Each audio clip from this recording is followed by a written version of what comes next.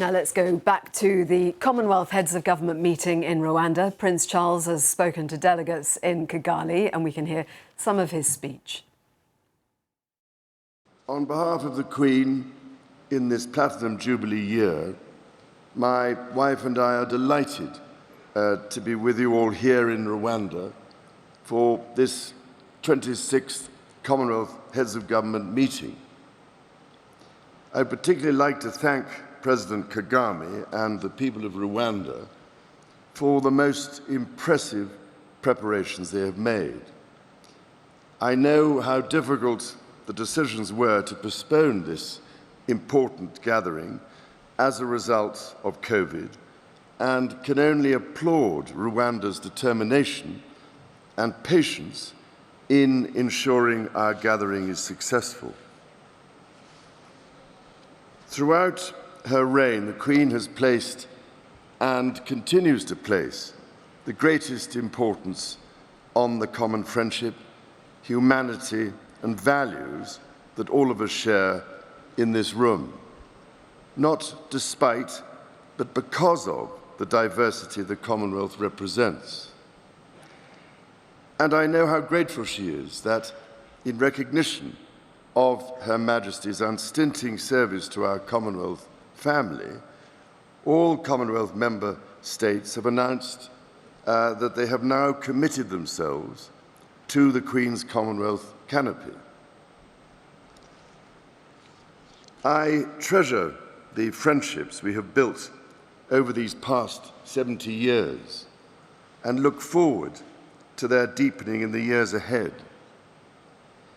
As we build back from the pandemic that has devastated so many lives, as we respond to climate change and biodiversity loss that threatens our very existence, and as we see lives destroyed by the unattenuated aggression of violent forces, such friendships are more important than ever.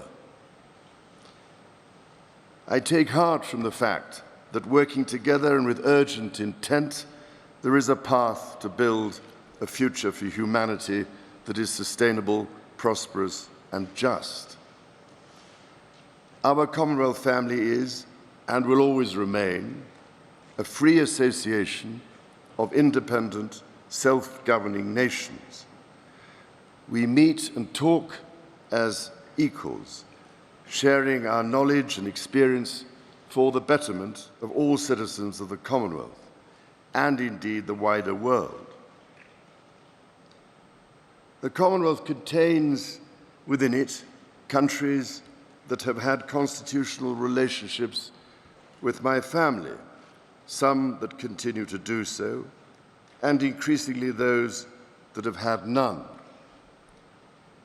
I want to say clearly, as I have said before, that each member's constitutional arrangement, as republic or monarchy, is purely a matter for each member country to decide. The benefit of long life brings me the experience that arrangements such as these can change calmly and without rancor. But as I said in Barbados last November, we should never forget the things which do not change: the close and trusted partnership between Commonwealth members, our common values and shared goals, and perhaps most importantly, the strong and enduring connections between the peoples of the Commonwealth which strengthen us all. These shared values, goals, and friendships transcend the ties of shared history, as we saw in welcoming Mozambique and Rwanda to this great family of nations. And now, coming to Rwanda for the first time, visiting the Genocide Memorial and speaking to survivors, I have been overwhelmed by the resilience, grace, and determination of the Rwandan people. Today, Rwanda upholds so much that is extraordinary, as a centre for innovation, a world leader in women's empowerment, a growing hub for the green economy, and a commitment to a united future.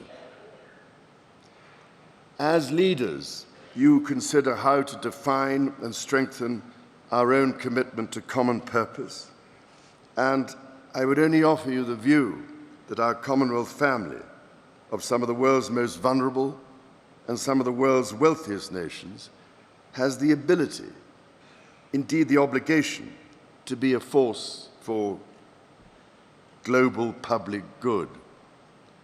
Why else, ladies and gentlemen, would an increasing number of countries want to join this association?